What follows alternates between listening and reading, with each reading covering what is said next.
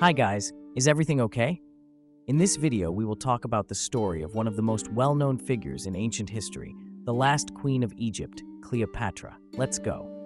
Imagine a city bathed in the deep blue of the Mediterranean, where white palaces gleamed under the scorching sun. It was within this magnificent setting of Alexandria, around 69 before Christ, that the last queen of Egypt, Cleopatra VII Philopátor, was born.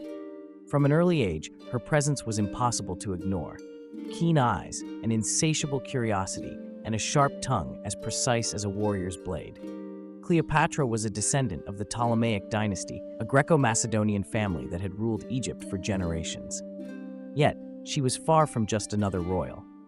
Unlike her siblings who were content with palace festivities, she immersed herself in the vast knowledge of the legendary Library of Alexandria, mastering multiple languages, an extraordinary feat among the nobility of her time.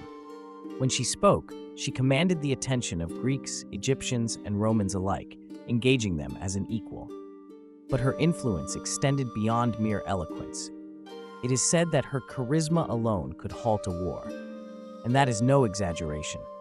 Beneath her captivating smile lay a brilliant strategist, a woman capable of shaping not only the fate of Egypt, but also that of the most powerful empire of her era, Rome. Her reign was a whirlwind of daring alliances, forbidden romances, and decisive actions that would alter the course of history forever. Cleopatra refused to be a mere ornamental queen. She sought and fought to be the sovereign who would defend Egypt from the looming power of Rome. This determination cemented her as a pivotal figure in ancient history and an enduring icon. When Ptolemy XII took his final breath in 51 before Christ, Egypt was left in a state of uncertainty. Who would now wield power over the kingdom? Cleopatra, only 18 years old at the time, wasted no time in claiming her place. Intelligent and fearless, she ascended the throne, but there was one major complication. She was required to share power with her younger brother, Ptolemy XIII, a boy heavily influenced by ambitious advisors. At first, they made an attempt to maintain the illusion of a functioning partnership. However, placing two strong-willed young rulers side by side was a recipe for disaster, and disaster soon followed. Tensions escalated rapidly, and Cleopatra found herself ousted from Alexandria by her brother's supporters. Stripped of her palace, her power, and with her pride wounded, she did not despair. She knew the game was far from over. This was when none other than Julius Caesar entered the scene, the formidable Roman general whose influence could change the course of history. Recognizing the opportunity before her, Cleopatra devised a bold plan. According to legend, she had herself smuggled into the palace, concealed within a rolled-up carpet, to meet Caesar face to face. It was a gamble, but one that paid off spectacularly. The outcome? Ptolemy XIII was swiftly put in his place, and Cleopatra returned to the throne, this time as the true ruler of Egypt, backed by the unwavering support of Caesar. Her triumphant return was witnessed by the people of Egypt, who saw in her not just a queen, but a leader prepared to defend her crown at any cost. Julius Caesar's arrival in Egypt was not merely a political event. It marked the beginning of a partnership that would shake the foundations of Rome and etch Cleopatra's name into history. And truth be told, this story had all the makings of an epic drama rather than a simple political alliance. Cleopatra knew exactly how to play her hand. Intelligent and endowed with an undeniable charisma, she won not only Caesar's military support, but also his heart. The queen and the general became inseparable, a formidable duo that made their enemies tremble. To seal their bond even further, they had a son, Ptolemy XV, better known as Caesarion, Little Caesar, a living symbol of the fusion between Egyptian royalty and Roman prestige. As if that alone weren't enough to stir controversy, Cleopatra made a bold move. She traveled to Rome. Imagine the scene, the powerful Egyptian queen arriving in the heart of the empire, adorned with dazzling jewels and carrying the reputation of one of the most captivating women of the ancient world. The reaction? A mixture of admiration and scandal. While some Romans were mesmerized by her presence, others, particularly the high-ranking Roman wives, were far less enthusiastic. But this tale of power and passion took a tragic turn. In 44 before Christ, Julius Caesar was assassinated in the infamous Ides of March. For Cleopatra, it was a devastating blow. With her strongest ally gone, and Rome in turmoil, she made the decision to return to Egypt. Yet, true to her nature, she did not retreat in defeat. Instead, she focused on fortifying her kingdom and securing the future of Caesarion, who had now become her greatest hope for maintaining Egypt's influence in an increasingly hostile world. In the chaos that followed Julius Caesar's assassination, Rome became a battlefield where power was the ultimate prize. And in the midst of this high-stakes game, one man rose to prominence: Mark Antony, one of the Republic's most formidable leaders. Strong, charismatic, and a master of warfare, he was the kind of man who left a lasting impact wherever he went. And of course, it was only a matter of time before his path collided with Cleopatra's. Their first encounter was nothing short of legendary, a clash of titans. Cleopatra did not simply arrive. She made an entrance worthy of a living goddess.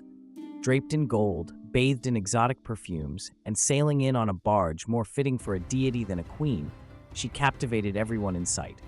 Mark Antony was utterly enthralled, and not just by her beauty.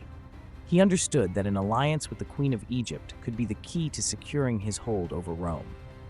Thus, politics and passion became entwined in a tale worthy of epic poetry.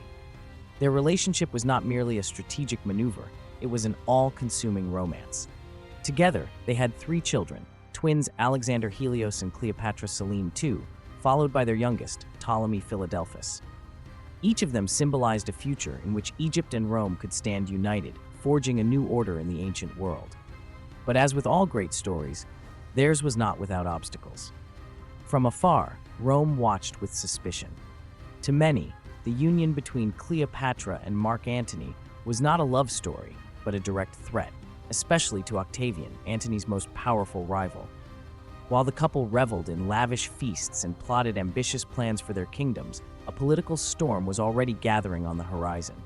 And that storm was about to change their fates forever. The relationship between Cleopatra and Mark Antony did not go unnoticed in Rome. On the contrary, Octavian, a shrewd and ambitious young statesman, saw their union as a direct challenge to his vision of absolute power. To him, Cleopatra was an insolent queen meddling in Roman affairs, and Mark Antony, a once great general who had fallen under the spell of Egypt. And Octavian was not one to tolerate defiance. While Cleopatra and Antony indulged in grand feasts and forged strategic alliances, Octavian methodically prepared for war. The final confrontation was inevitable. It came in 31 before Christ, in the fateful Battle of Actium, fought on the churning waters of the Ionian Sea. On one side stood the formidable fleet of Cleopatra and Antony, on the other, the disciplined and ruthless military machine of Octavian. The battle was brutal, but fortune did not favor Cleopatra's side. As the chaos of war unfolded, she made a decisive and desperate retreat with her fleet. Seeing her departure, Mark Antony lost control of the battlefield. The result was a devastating defeat. Octavian emerged victorious, and the most powerful couple in the ancient world found themselves trapped in a doomed endgame. Back in Egypt, disgrace and despair consumed Mark Antony. Believing that Cleopatra had perished, he chose to take his own life, demanding to die with the honor befitting a soldier. When Cleopatra learned of his fate, her world crumbled.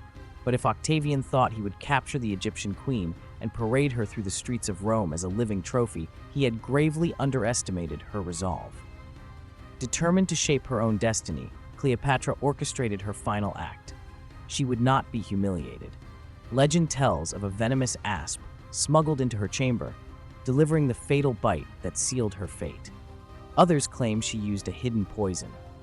One way or another, in 30 before Christ, Cleopatra departed this world on her own terms, denying Octavian his ultimate victory.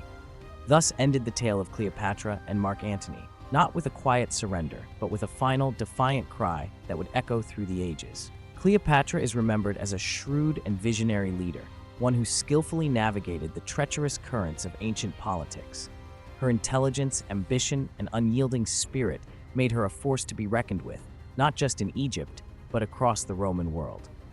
Her life, marked by power struggles, legendary romances, and bold political maneuvers, has transcended time, inspiring countless works of art, literature, and cinema. From ancient manuscripts to modern Hollywood films, her name remains synonymous with intrigue, elegance, and strategic brilliance. And so, Cleopatra's story does not end with her death. It continues to captivate, to spark imagination, to remind us of the strength and complexity of one of history's most extraordinary rulers. Thank you for watching, take care, and see you next time.